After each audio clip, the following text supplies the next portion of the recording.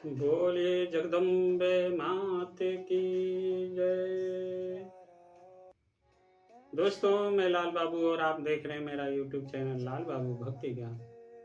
आज हम पठन पाठन करेंगे दुर्गा सप्तशती के चौथा अध्याय, इंद्र आदि देवताओं द्वारा देवी की स्तुति।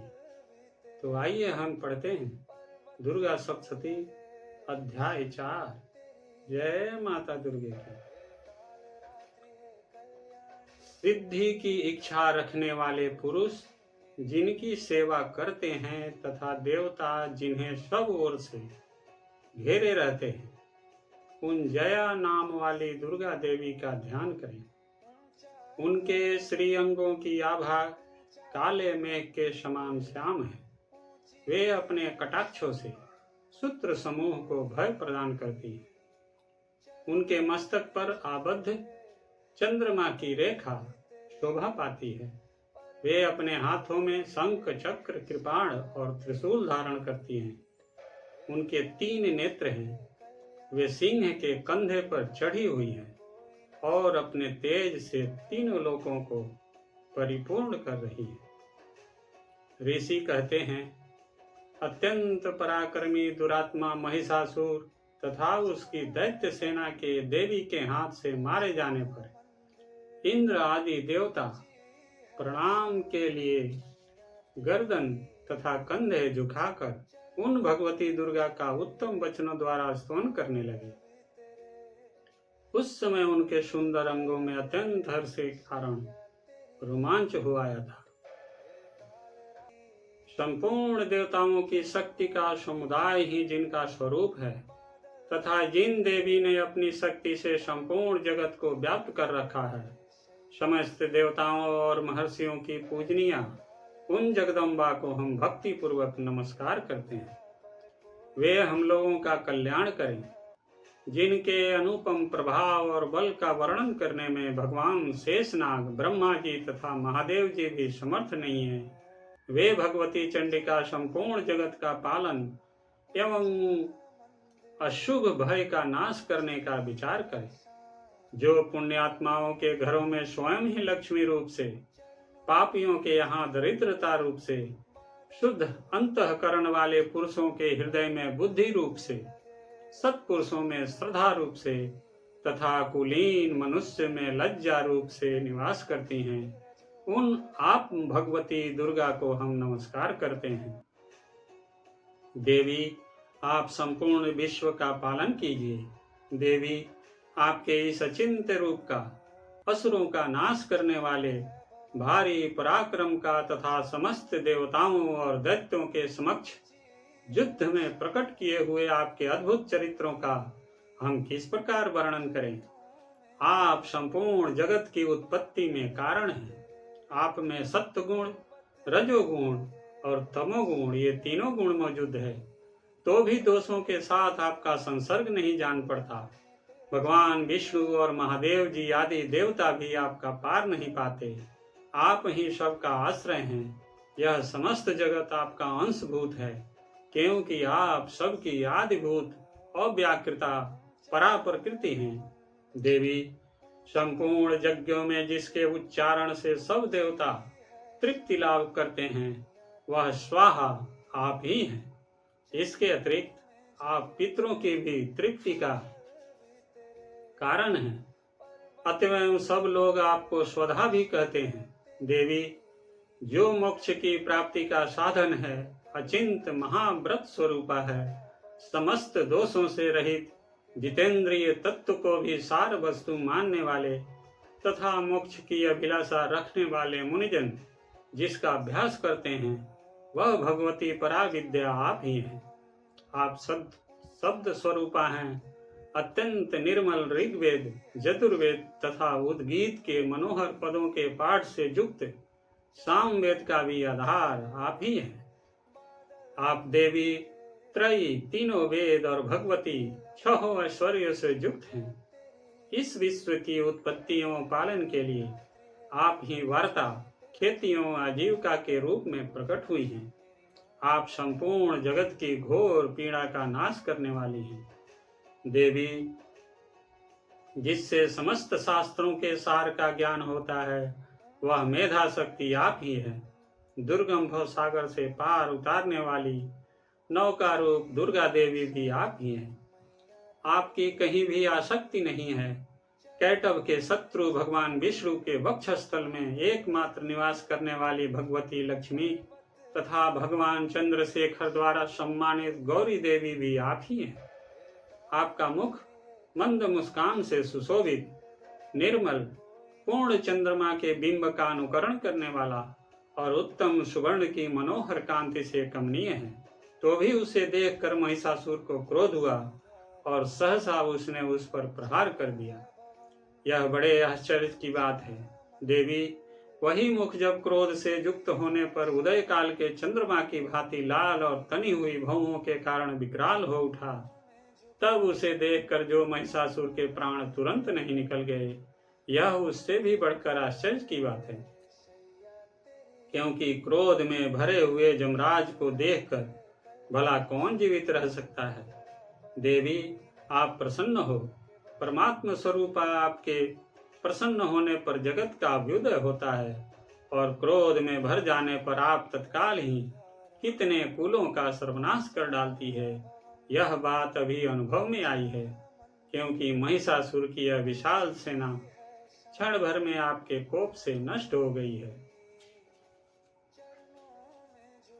सदा अभ्युदय प्रदान करने वाली आप जिन पर प्रसन्न रहती हैं, वे ही देश में सम्मानित है। उन्हीं को धन और जस की प्राप्ति होती है। उन्हीं का धर्म कभी शिथिल नहीं होता तथा वे ही अपने हृष्ट पुष्ट स्त्री पुत्र और भृत्यों के साथ धन्य माने जाते हैं। देवी, आपके ही कृपा से पुण्यात्मा पुरुष प्रतिदिन अत्यंत श्रद्धा पूर्वक सदा सब प्रकार के धर्मानुकूल कर्म करता है और उसके प्रभाव से स्वर्गलोक में जाता है। इसलिए आप तीनों लोकों में निश्चय ही मनवांछित फल देने वाली हैं। माँ दुर्गे, आप स्मरण करने पर सब प्राणियों का भय हर लेती हैं और स्वस्थ पुरुषों द्वारा चिंतन करने पर उन्हें परम कल्याणमयी बुद्धि प्रदान करती हैं। दुख, दरिद्रता और भय हरने वाली देवी, आपके सिवा दूसरी कौन है जिसका चित्त सबका उपकार करने के लिए सदा ही दयार्द्र रहता हो। देवी, इन राक्षसों के मारने से संसार को सुख मिले तथा ये राक्षस चिरकाल तक नरक में रहने के लिए भले ही पाप करते रहे हों, इस समय संग्राम में मृत्यु को प्राप्त होकर स्वर्गलोक में जाएं। निश्चय ही यही सोचकर आप शत्रुओं का वध करती हैं। आप शत्रुओं पर शस्त्रों का प्रहार क्यों करती हैं? समस्त असुरों को दृष्टिपात मात्र से ही भस्म क्यों नहीं कर देती? इसमें एक रहस्य है। ये शत्रु भी हमारे शस्त्रों से पवित्र होकर उत्तम लोकों में जाएं, इस प्रकार उनके प्रति भी आपका विचार अत्यंत उत्तम रहता है।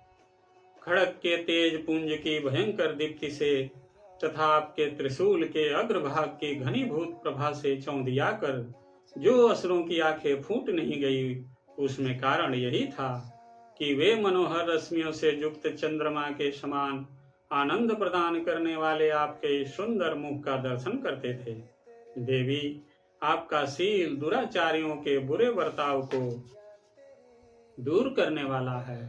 साथ ही यह रूप ऐसा है जो कभी चिंतन में भी नहीं आ सकता और जिसकी कभी दूसरे से तुलना भी नहीं हो सकती, तथा आपका बल और पराक्रम तो उन दैत्यों का भी नाश करने वाला है जो कभी देवताओं के पराक्रम को भी नष्ट कर चुके थे। इस प्रकार आपने शत्रुओं पर भी अपनी दया ही प्रकट की है। वरदायिनी देवी, आपके इस पराक्रम की किसके साथ तुलना हो सकती है तथा शत्रुओं को भय देने वाला एवं अत्यंत मनोहर ऐसा रूप भी आपके सिवा और कहाँ है। हृदय में कृपा और युद्ध में निष्ठुरता, ये दोनों बातें तीनों लोकों के भीतर केवल आप में ही देखी गई हैं। माता, आपने शत्रुओं का नाश करके इस समस्त त्रिलोक की रक्षा की है। इन शत्रुओं को भी युद्ध भूमि में मारकर स्वर्गलोक में पहुंचाया है तथा उन्मत्त दैत्यों से प्राप्त होने वाले हम लोगों के भय को भी दूर कर दिया है। आपको हमारा नमस्कार है। देवी, आप शूल से हमारी रक्षा करें।